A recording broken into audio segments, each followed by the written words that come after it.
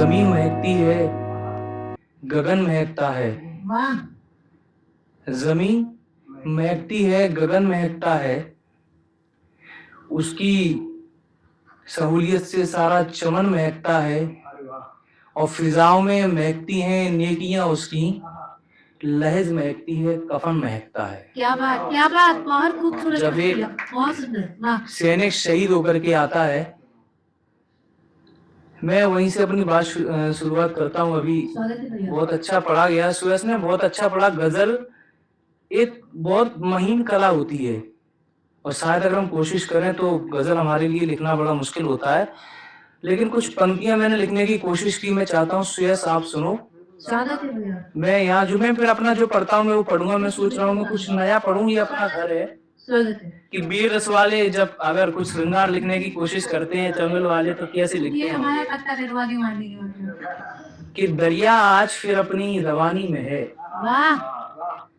दरिया आज फिर अपनी रवानी में है।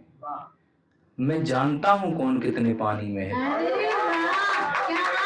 दरिया आज फिर अपनी रवानी में है। मैं जानता हूं कौन कितने पानी में है और ठुकरा कर मेरी मोहब्बत गैर की बाहों में है। अब कोई नया किरदार उसकी कहानी में है कि मेरी सूरत से मेरी सीरत का अंदाजा न लगा। मेरी सूरत से मेरी सीरत का अंदाजा न लगा। तेरी मुनीर पे बैठा कबूतर मेरी निगरानी में है। कि कहते हैं कि हाथों से फिसलती हुई जवानी देखी है। हाथों से फिसलती हुई जवानी देखी है। मोहब्बत में उलझी हुई हर कहानी देखी है। और घर से भागो तो संभल कर भागना राजा। हमने कटघरे में बदलती हुई रानी देखी है। हमने कटघरे में बदलती हुई रानी देखी है। मैं वो पढ़ने की कोशिश करता हूँ मैं जिसके लिए मैं जाना जाता हूँ। मैं चाहूँ ऐसी 4-4 पंक्तियां रात भर पढ़ सकता हूँ। और अभी मनीषा जी कह रही थी कि सैनिक की बात कर रही थी, तो मैं अभी दिल्ली के कवि सम्मेलन में था। एक लड़का 19-20 साल का लड़का, बड़ा प्यारा लड़का था वो। मैंने वर्दी उसकी लगी हुई थी, तो मेरा जो वृतांत उसके साथ हुआ, जो वार्तालाप हुआ, तो मैंने वो 4 पंक्तियों में लिखने की कोशिश की। मैं वहां से शुरुआत करता हूँ कि ना कोई शोहरत, ना कोई आसन, ना कोई यशगान मिले। क्या बात। कि ना कोई शोहरत, ना कोई आसन, ना कोई यशगान मिले। ना नील गगन का चंद्र बनूं, ना दिनकर सा सम्मान मिले। हे मातु भारती कर बद्ध निवेदन। हे मातु भारती कर बद्ध निवेदन। है तुमसे बस इतना सा। हे मातु भारती कर बद्ध निवेदन। है तुमसे बस इतना सा। हर जन्म में ये वर्दी हो, हर जन्म में हिंदुस्तान मेरे।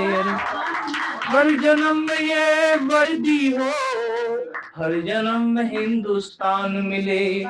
राष्ट्र साधना चले निरंतर, जनगण मन का ध्यान मिले। राष्ट्र साधना चले निरंतर, जनगण मन का ध्यान मिले। लिपट तिरंगे में जब आऊं, तेरे आंचल सा पावन धाम मिले। मंत्र सुसज्जित हो अधरों पर, मंत्र सुसज्जित हो अधरों पर, केवल वंदे मातरम वाला तिलक सजे तेरी पदरज का। तिलक सजे तेरी पदरज का, केसरिया परिधान मिले। हर जन्म में ये वर्दी हो, हर जन्म में हिंदुस्तान मिले। हर जन्म में ये वर्दी हो, हर जन्म में हिंदुस्तान मिले। मेरी बहनें यहाँ पर बैठी हुई, मैं 4 पंक्तियां पढ़ता हूँ, समर्पित करता हूँ उनको। कि कभी कभी ऐसा होता है जब कोई बात होती है तो कहते हैं कि चूड़ियां पहन लो। तो कहीं ना कहीं मुझे ये लगता है कि चूड़ियां शायद कमजोरी की निशानी तो नहीं होती होंगी, अच्छा, इन 4 पंक्तियों लिखने का कारण भी यही था कि हमसे किसी ने बोला था कि आप कवि हो, आप लिखो, श्रृंगार से शुरू करो, वीर रस पे खत्म करो। तो जैसा मेरा चलता था मैंने बताया उनको, ऐसे ही नहीं, 4 लाइनों में शुरुआत करो श्रृंगार की और वीर रस पे खत्म करो। तो मैंने कोशिश की कि नारियों के तन का श्रृंगार है ये चूड़ियां। वाह दादा, नारियों के तन का श्रृंगार है ये चूड़ियां, बजने लगे तो वीणा की झंकार है ये चूड़ियां, और टुकड़ा समझ के कांच का न तौहीन करो तुम, अपनी पे जो आए तो तलवार है ये चूड़ियां, अपनी पे जो आए तो तलवार है ये चूड़ियां। और 4 पंक्तियों में माँ को समर्पित करता हूँ। जैसे मेरे सुरेश भाई ने जहाँ मन छोड़ा था कि माँ कहते हैं ना कि जब हम बड़े हो जाते हैं फिर हम कहते तुम समझती नहीं होती, कुछ नहीं जानती। हमें ये भी याद होना चाहिए कि जब हम 6 महीने के थे बिस्तर पे गीला कर लेते तो माँ समझ जाती थी।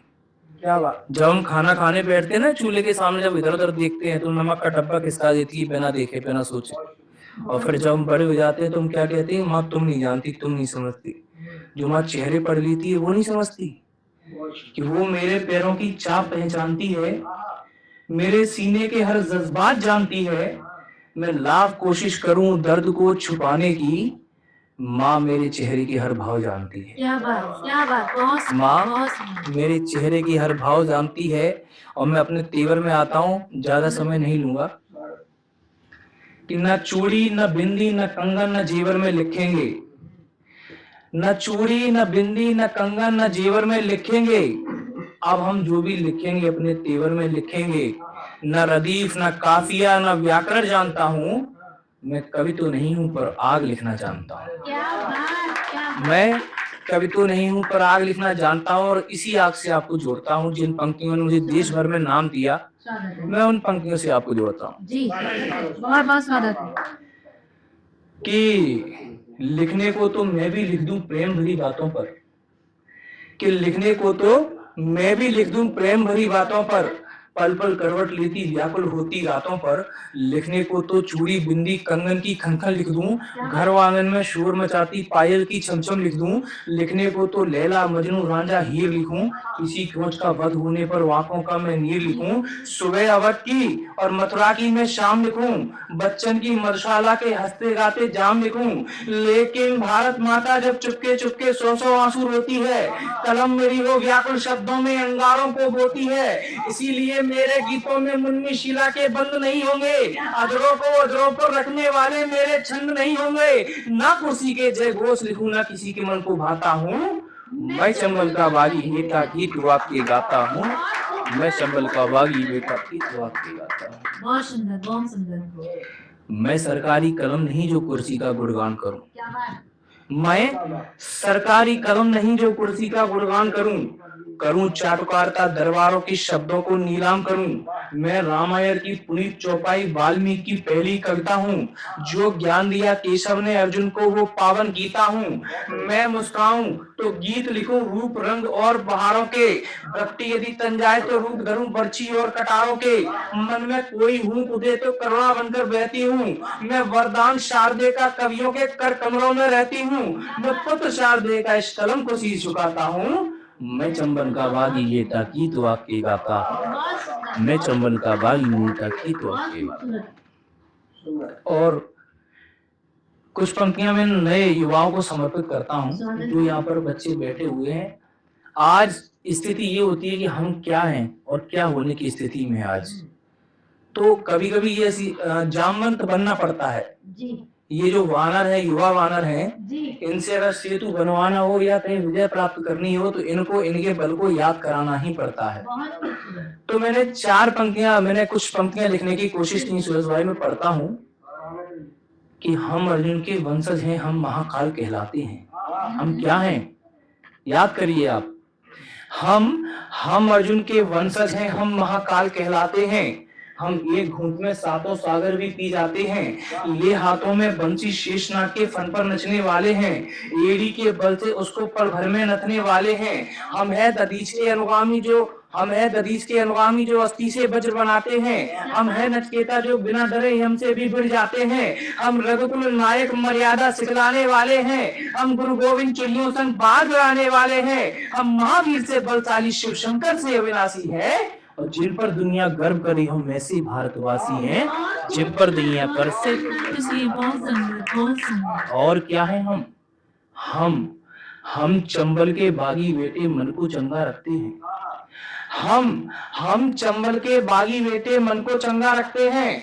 मन की एक कटौती में हम पावन गंगा रखते हैं। अरे ले चौड़े सीने तोपों के आगे अड़ जाते हैं, देख के अपना रणकौशल शत्रु भी घबरा जाते हैं। हम मुंह में हाथ डालकर दांत सुन के गिन लेते हैं, जीवन मृत्यु में से केवल मृत्यु को चुन लेते हैं। हमें क्या नहीं है मृत की, हम विष पीने के अभिलाषी हैं, और जिन पर दुनिया गर्व करे हम ऐसे भारतवासी हैं, जिन पर दुनिया गर्व करे। बहुत शानदार पंक्ति दी, बहुत स्वागत है आपका। एक अंतिम कविता पढ़कर मैं अपनी जगह लेता हूँ। अगर आप लोगों को आनंद आ रहा है तो आप तालियां बजा सकते हैं।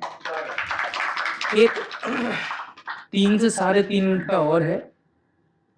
एक महाराणा प्रताप को आप सभी लोगों ने पढ़ा होगा जी, स्वागत है। तो जब उनके राज्य पर जब संकट आता है तो उसके बाद वो जंगलों में चले जाते हैं, वहां से अपनी सारी सेना का वो निर्णय लेते हैं और अगुवाई करते हैं सेना की। तो क्या होता है, अकबर उनको संधि पत्र भेजता है।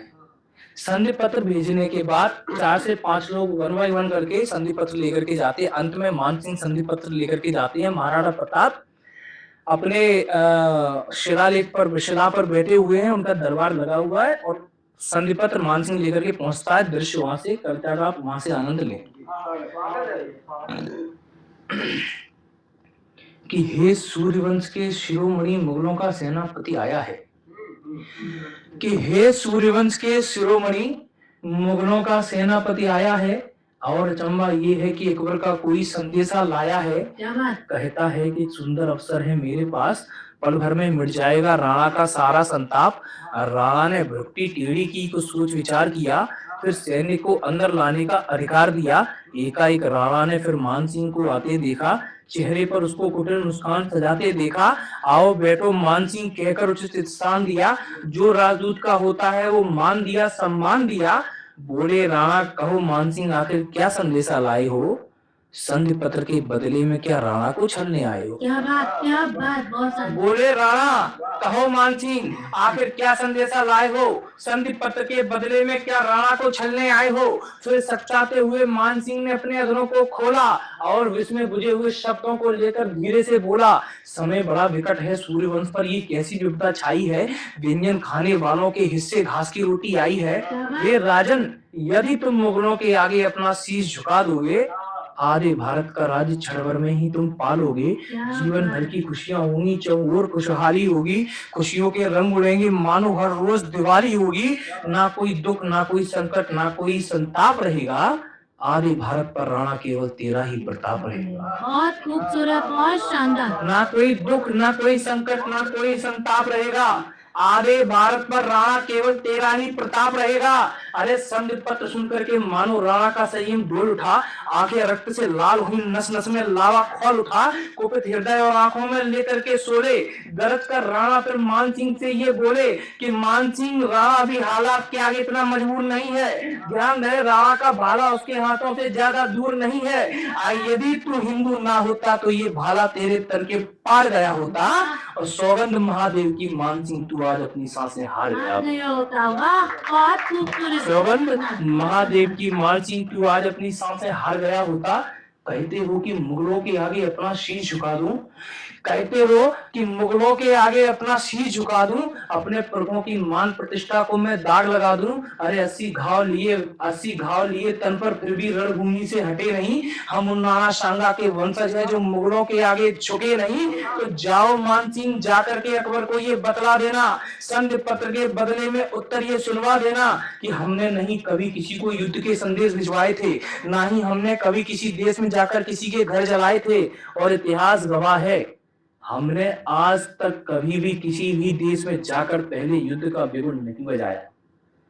हमने जब भी युद्ध किए अपनी आत्मरक्षा के लिए किए, अपनी सुरक्षा के लिए किए, अपनी जन्मभूमि के लिए किए।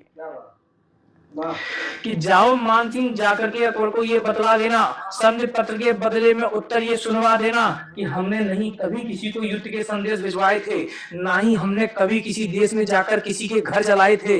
अरे हमने नहीं कभी किसी की संस्कृति का विध्वंस किया था, ना ही हमने कभी किसी के रीति रिवाजों का अपभ्रंश किया था। अरे हमने तो सदैव कामना की थी विश्व के कल्याण की, हमने तो सदैव ही रक्षा की थी जनहित के पार की। अरे हमने तो सदैव ही उंगलियों पर सुदर्शन से पहले बांसुरी को सजाया था, रणभूमि में जाने से पहले शांति का मार्ग अपनाया था। किंतु हमारी सहनशीलता को कायर कहने वालों, कुत्तों के जैसे भौंक रहे हो खुद को नाहर कहने वालों, अरे माला और भाला दोनों का मंत्र जानते हैं और शत्रु को शत्रु की भाषा में समझाने का तंत्र जानते हैं। शत्रु को शत्रु की भाषा में समझाने का तंत्र जानते हैं। तो ये युद्ध नहीं है वैभव और सुख सुविधाओं का, ये युद्ध नहीं है व्यक्तिगत निज शत्रुताओं का, ये युद्ध है भारतीय के मान के सम्मान का, ये युद्ध है अधर्म पे धर्म के विजय के निशान का। अरे जब तक तन में प्राण रहेंगे भगवे पर अभिमान रहेगा, और राणा रहे न रहे इस जग में किंतु ये हिंदुस्तान रहेगा।